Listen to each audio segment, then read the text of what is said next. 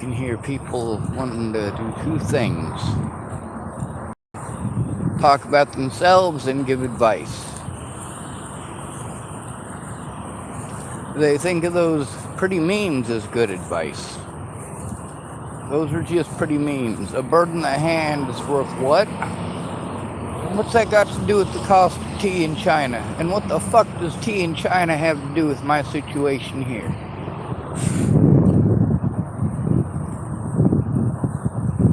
My older brother, just like everyone else, they wanted to tell me how to think and how to feel, tell me that they're too busy, they have too much going on, and then what is it that's going on that's actually preventing them from doing that? Their party life. If it interrupts the party, well, there's a lot of people like Shannon Alvarado. When she starts drinking 6 o'clock every night, it's a party to her, but it's hell for everyone else. Teresa Orn, when she wanted to call me up and talk about her dead husband, that's not help. Instead of trying to listen to understand, her and her daughter Brandy ganged up on me and treated me completely like shit. This is pretty common. This is what it's really like for a man who tries to get help. This is what it's really like. And then they get to brush it off like it's no big sin. Oh, he's mentally ill, and then magically it all goes away. Then magically it's all okay. Meanwhile, who's the one who's drinking? Teresa Orn, Shannon Alvarado, who's the one getting all fucked up on meth? Maddie Boa, Eric Schwartz. What are the chances that Morgan Burns died of a meth overdose? They're pretty good. He was using heroin too.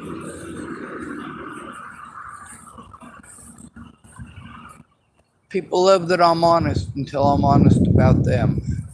And then they hate me for it. These people, you can hear in conversation after conversation two things. Number one, I was telling the truth. And number two, there is no end to people's excuses not to come forward when they're cowards. Oh, I have family. Oh, your family prevents you from being able to tell the truth? Well, hold on here. Well, people are telling me right after Natalie died, especially, people are threatening to kill me and my kids. People like Sarah Bacon, who never spoke up publicly ever to this day. She just bullshit at me. She calls me up when she's drunk. Just like Shannon Alvarado. I was wondering what the fuck was wrong with Shannon. I was hoping she wasn't a meth head, and I'm glad she wasn't a meth head, but holy shit, her drinking is bad. I don't hate these people, but I needed real help. I needed people who weren't busy just talking about themselves nonstop, or busy telling me pretty memes, or telling me, have you tried moving? Yes, I've tried fucking moving. Holy shit. That entire 6 months while I'm trying to explain to Meg, my autism advocate, that moving is not the answer. Moving is not going to fix my fucking problem. She's too busy talking to listen. And then later on, there's a bunch of stuff that I called her up to get her help with. She's supposed to be a professional. Just like these officers are supposed to be professionals. And with the officers, it's a bit different situation. They come up with all sorts of excuses, any excuse. See, it's black and white. When it comes to the homeless, it's black and white on who's right and wrong. But there's always that gray area when it comes to cops, isn't there? And you know what? They have lawyers who will fight for, well, not your rights. These officers are tyrants nationwide, especially to males, especially to the homeless, and especially to the disabled. It's not just the American public. These officers are human beings too. When they get it in their head that doing a particular thing is okay, they will continue to do that particular not okay thing until they are corrected. That little boy on the playground who hit your daughter, and you tell your daughter, oh, he just hit you because he likes you. And the other thing, the other way around, it's the same thing. You tell that little boy, oh, she only chased you down and beat you up because she likes you. Well, anyway, you got that little boy who was hitting that little girl, and he thinks he got away with it because he did get away with it. He absolutely did get away with it. So he's going to do it again. And every time that he does it and gets away with it, he's going to get more comfortable with doing it. He's going to be doing it more frequently and a lot more severely. Ultimately, it'll culminate into a situation like with Larry Martinez, who shot his girlfriend in the head. I got a lot of experiences to draw from. A lot of people I know have done a lot of horrible things. A lot of people I know have had a lot of horrible things done to them. But unlike Teresa Orn or Shannon Alvarado, I don't dive into the bottom of a bottle. I don't make empty promises with no intent. These people told me things that were either A, untrue, which in that case, yes, they're liable for a lot of legal action for that. The thing is, the law is very clear about what's been done to me. It is very clear on paper that these things are illegal. It's also very clear that in the real world, it doesn't matter what the fuck is on paper. It matters what people think. And that's why so much time and energy was spent on slandering my name. Not just the Bollingers, but the sheriff's departments, the police departments, everywhere that I went. And you think these people don't work together? They're not allowed to? Jurisdiction, blah, blah, blah, bull fucking shit. Just because you're pampered enough to think that it works a way that it doesn't, because you're not one of the people on the victims list, that must mean that there are no victims, and you're fucking so full of shit. We exist because you look away, because you make it about you. When I needed help the most,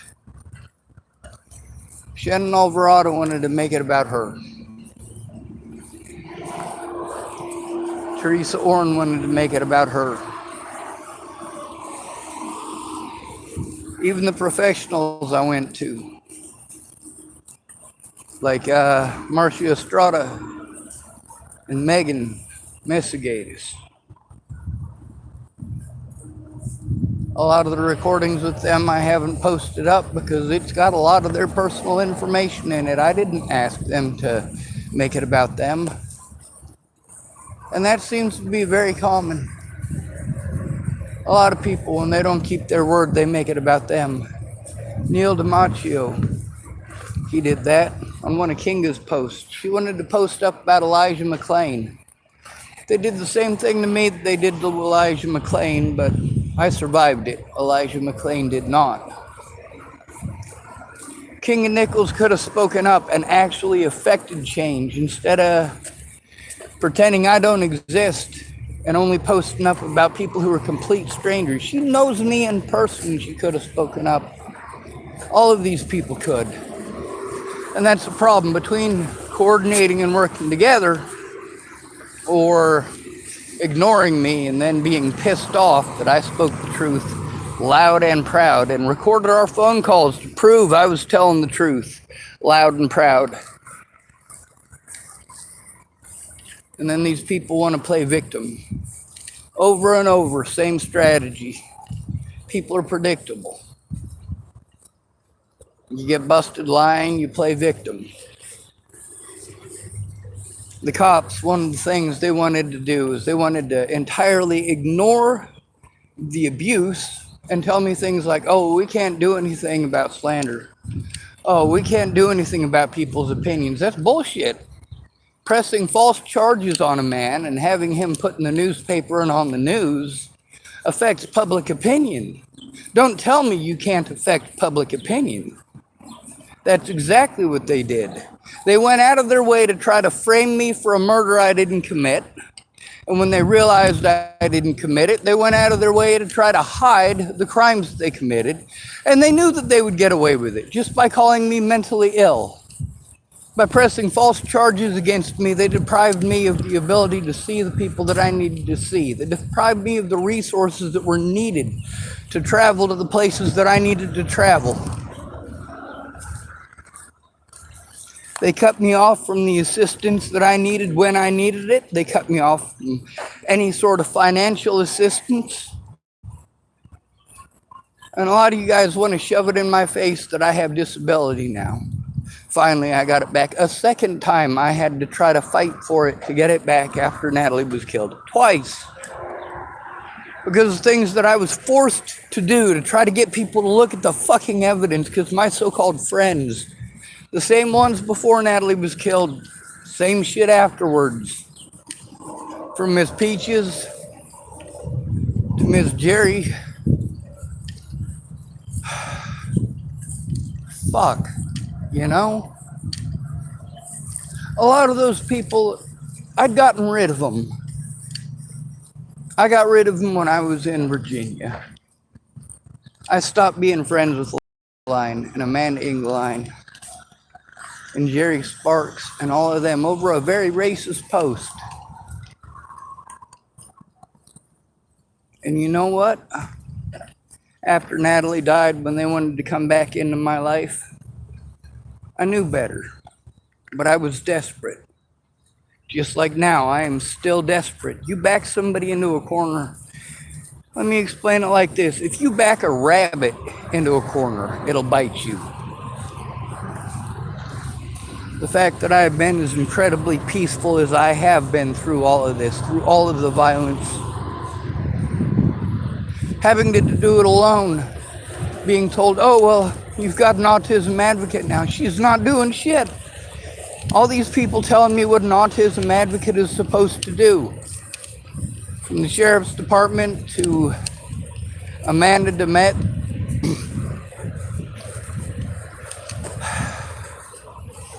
And it's their poor communication skills, not mine.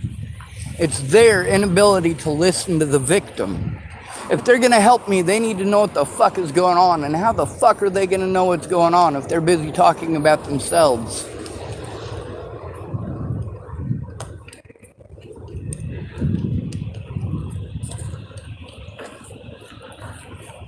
That whole volunteer thing with Meg, you know, I had to explain that repeatedly.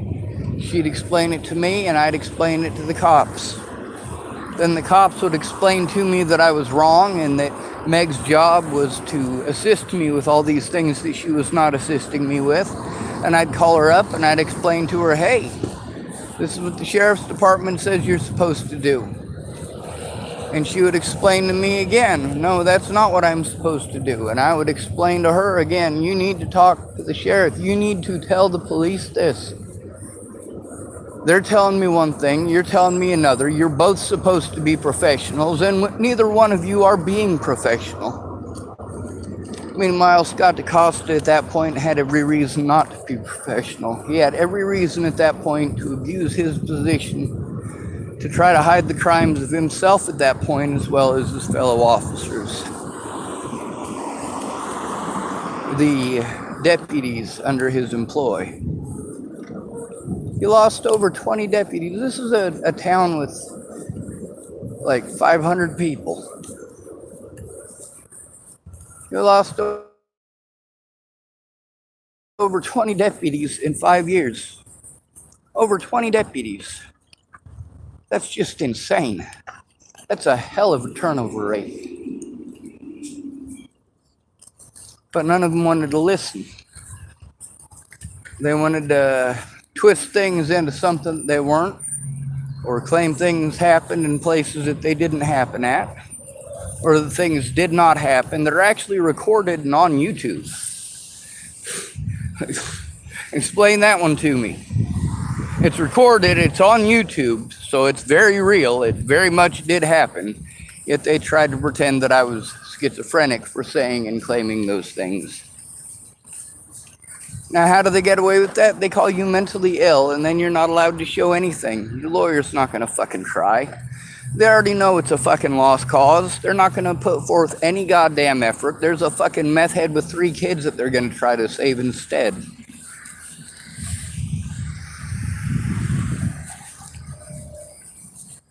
Men don't matter.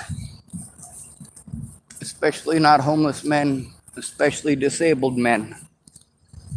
We're not on your list of who is okay to be victimized.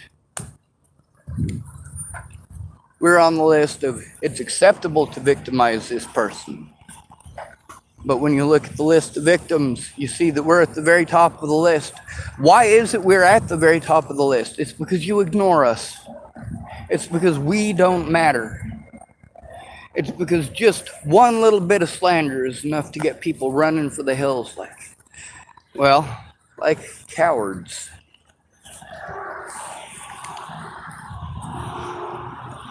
I don't like the situation I'm living in.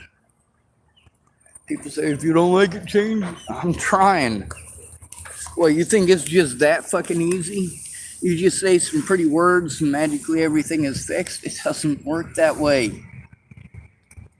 When you say I got to do it by myself, you know what? My predators are numerous and they didn't do it by themselves. They had a lot of help.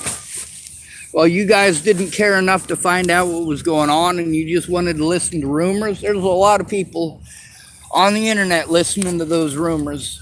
And I run into those people in real life. And then there's the added fact that my finances are fucked. My ability to get housing is fucked. And none of these professionals are going to do their jobs unless there is someone there to make them do their fucking jobs. It's divide and conquer for all of them. And each and every one of them has gotten to waste your precious tax dollars to abuse me instead of doing their fucking jobs.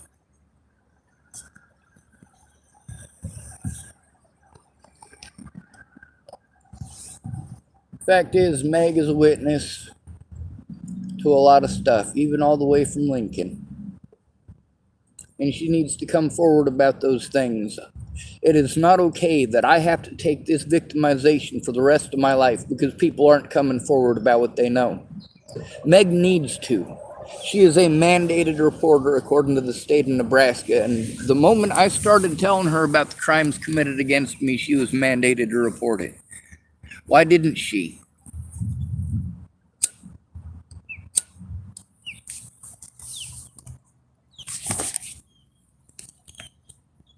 Why didn't she make those calls with me? Why didn't she advocate for me? Why didn't she do those things? Why does she have the name advocate if she's not going to advocate? Now, this insurance crap is all fine and dandy. I do need to be able to do that stuff, and I do need to be able to drive legally, and of course, I got that all covered. But it's the long-term effects as the result of this slander and the abuse. And this abuse is over slander that was allowed in a courtroom. The slander was allowed in the courtroom, and I wasn't. Then I'm told because I didn't fill out the right paperwork, or I didn't turn it in time, or this, that, and the other. There's always some excuse. And the jails, they don't help you with that. Matter of fact, they go out of their way to make every excuse why you're not allowed. Oh, well, we'll get around to it. We'll get around to it. No, the fuck you won't.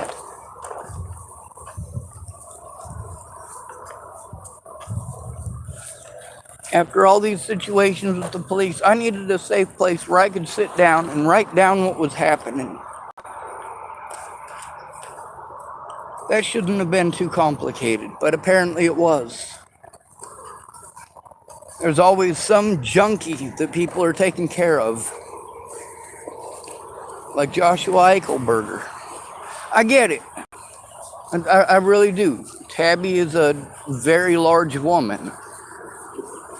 She feels lucky if a man will even look her direction. She's a very large woman, and Josh has more than one kid with her. He gets drunk, he gets horny, and, well, at that point, He doesn't care that she's pushing 350 pounds.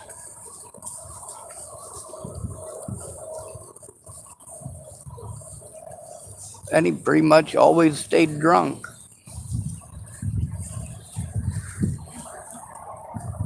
Most of the people in that household were all right. The one problem there was Joshua Eichelberger. And thank goodness Tabby finally got rid of him. She started cheating on him with his best friend Graham. Graham's in a couple of my videos, actually. Me and Tabby stopped being friends because of the situation with Graham and the Dual County Sheriff's Department.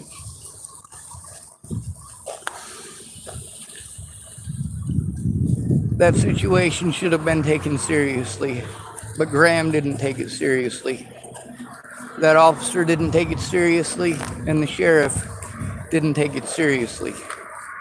When the sheriff realized how big a situation it was, he did everything he could to sweep it under the rug. 6 years of it. People keep telling me, oh, well, statute of limitations. No, the statute of limitations, as long as the crime is still being committed, and it is, then it doesn't matter. It doesn't matter if it was 20 years ago, if it's still ongoing. People telling me to move elsewhere. Where? Where am I supposed to move? Where? When I get there, am I going to have a support network, or am I going to have to deal with pigs like I have to deal with here? Meg, when she was making that suggestion for that whole 6 months, she's making the suggestion that I move elsewhere. I'm literally explaining to her every single time what's going on. And she's not hearing any of it. It's going in one ear and going out the other. And then there's situations that later on, even though she was busy talking, and of course when she's busy talking, she's not hearing anything. So the situation at low income with trying to get my paperwork, which I still don't have. Well, she tells me after the fact, she tells me, oh, well, you should ask me about that. I fucking tried. Holy shit. When somebody is supposed to be your advocate, and every time you talk to them, they're telling you all their personal problems that prevent them from advocating for you, is that your fault? No, it's not. It's not my fault that she wasn't advocating. It's not my fault that she couldn't.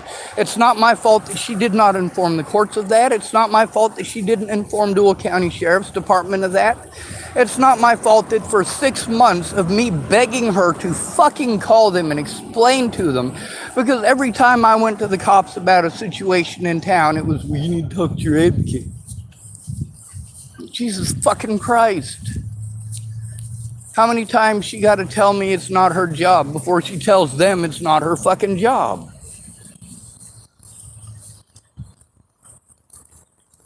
Talking over the victim is not help. It's never been help. It will never be help.